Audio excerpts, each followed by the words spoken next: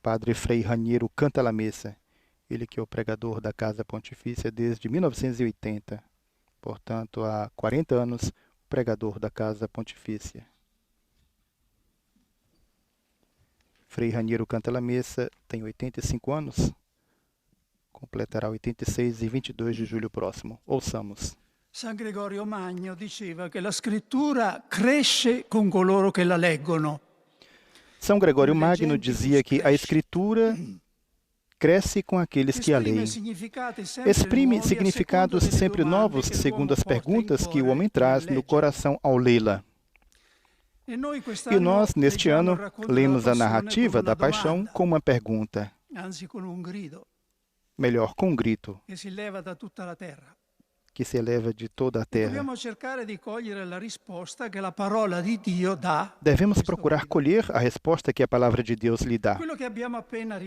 O que acabamos de escutar é a narrativa do mal objetivamente maior jamais cometido na terra. Nós podemos olhar para ele de dois ângulos diversos, ou pela frente ou por trás, isto é, ou pelas suas causas ou pelos seus efeitos.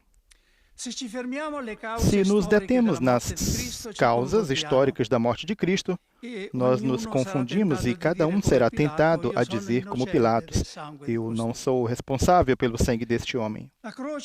A cruz é melhor compreendida pelos seus efeitos do que pelas suas causas. E quais foram os efeitos da morte de Cristo? Paulo nos diz: justificados pela fé nele, reconciliados e em paz com Deus, replenos de esperança de uma vida eterna.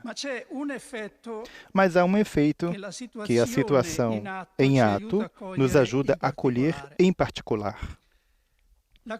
A cruz de Cristo mudou o sentido da dor e do sofrimento humano.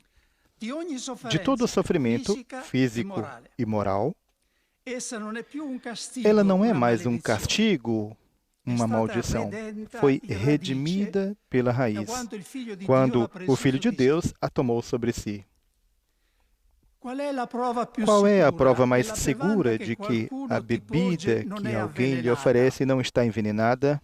É se ele bebe em sua frente do mesmo copo. Assim, Deus fez. Na cruz, bebeu, ao lado do mundo, do cálice da dor até a borra. Mostrou assim que ele não está envenenado, mas que há uma pérola em seu fundo, no cálice. E não só a dor de quem tem a fé, mas toda a dor humana. Ele morreu por todos. Quando for elevado da terra, dissera: atrairei todos a mim. Todos, não somente alguns. Sofrer, escrevia São João Paulo II do seu leito no hospital após o atentado, significa tornar-se particularmente receptivo, particularmente aberto à ação das forças salvíficas de Deus oferecidas em Cristo à humanidade. Graças à cruz de Cristo, o sofrimento se tornou também ele, à sua maneira, uma espécie de sacramento universal de salvação para o gênero humano. Qual é a luz que tudo isso lança sobre a situação dramática que a humanidade está vivendo? Também aqui, mais do que para as causas, devemos olhar para os efeitos. Não apenas os negativos, dos quais ouvimos todo dia, mas também os positivos, que somente uma observação mais atenta nos ajuda a colher. A pandemia de coronavírus nos despertou bruscamente do perigo maior que sempre correm os indivíduos e a humanidade. O do delírio de onipotência. Temos a ocasião, escreveu um conhecido rabino judeu estes dias, de celebrar este ano um excepcional êxodo pascal, o do exílio da consciência.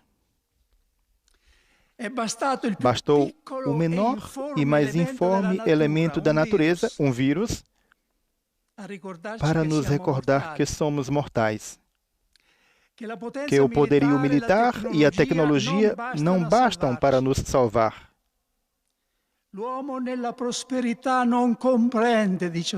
Não dura muito o homem rico e poderoso, diz um salmo da Bíblia.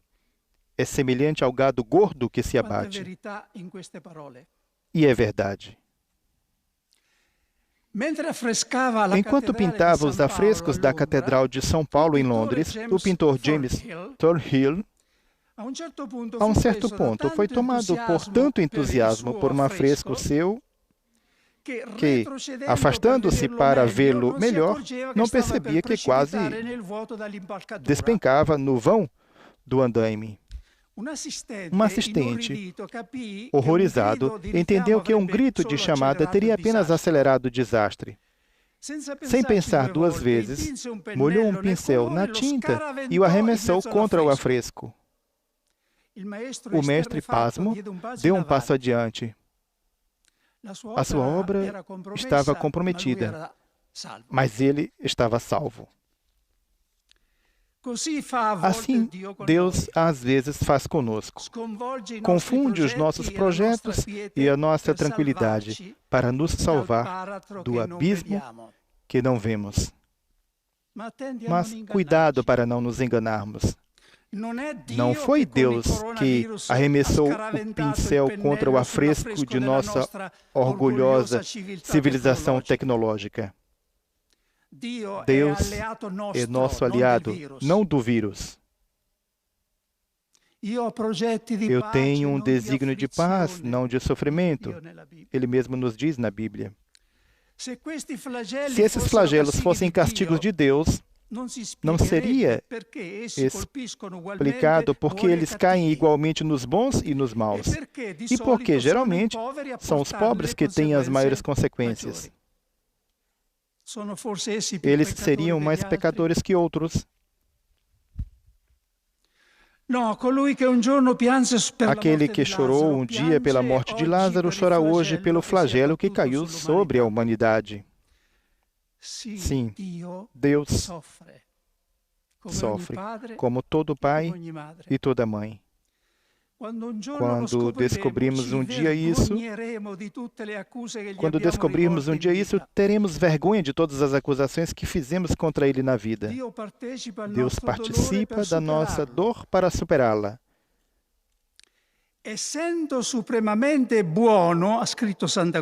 Deus, escreve Santo Agostinho, por ser soberanamente bom, nunca deixaria que qualquer mal existir em suas obras se não fosse bastante poderoso e bom para fazer resultar do mal o bem. Será que Deus Pai quis a morte de seu filho a fim de daí tirar o bem? Não. Simplesmente permitiu que a liberdade humana fizesse seu percurso, contudo, fazendo-a servir ao seu plano, não ao dos homens. Isto vale também para os males naturais, como terremotos e pestilências. Não os provoca. Ele deu também à natureza uma espécie de liberdade. Claro, qualitativamente diversa daquela moral do homem, mas ainda assim sempre uma forma de liberdade. Liberdade de evoluir-se segundo suas leis de desenvolvimento. Não criou o mundo como um relógio pré-programado em cada mínimo movimento. É o que alguns chamam de acaso, e que a Bíblia chama, ao contrário, de sabedoria de Deus. Outro fruto positivo da presente crise de saúde é o sentimento de solidariedade. Quando foi, desde que a memória que os homens de todas as nações se sentiram tão unidos, tão iguais, tão pouco contenciosos como neste momento de dor? Jamais como agora temos sentido a verdade de um nosso grande poeta. Homens, paz, sobre a terra firme, grande é mistério. Esquecemos-nos dos muros por construir. O vírus não conhece fronteiras. Em um segundo, abateu todas as barreiras e as distinções de raça, de religião, de senso, de poder. Não devemos voltar atrás quando este movimento tiver passado. Quando este momento tiver passado. Como tem nos exortado o Santo Padre, não devemos desperdiçar esta ocasião. Não deixemos que tanta dor, tantas mortes, tanto esforço heróico por parte dos profissionais de saúde tenha sido em vão. É esta a recessão que mais devemos temer. Transformarão suas espadas em arados e suas lanças em foices. Não pegarão em armas uns contra os outros e não mais travarão combate. É o momento de tornar real algo desta profecia de Isaías, da qual a humanidade desde sempre aguarda o cumprimento. Demos um basta à trágica corrida às armas. Vocês gritam com todas as armas, com todas as suas forças, jovens, porque é acima de tudo o seu destino que está em jogo. Destinemos os intermináveis recursos empregados às armas a finalidades de que, nestas situações, vemos a necessidade e a urgência, a saúde, o saneamento, a alimentação, o cuidado da criação.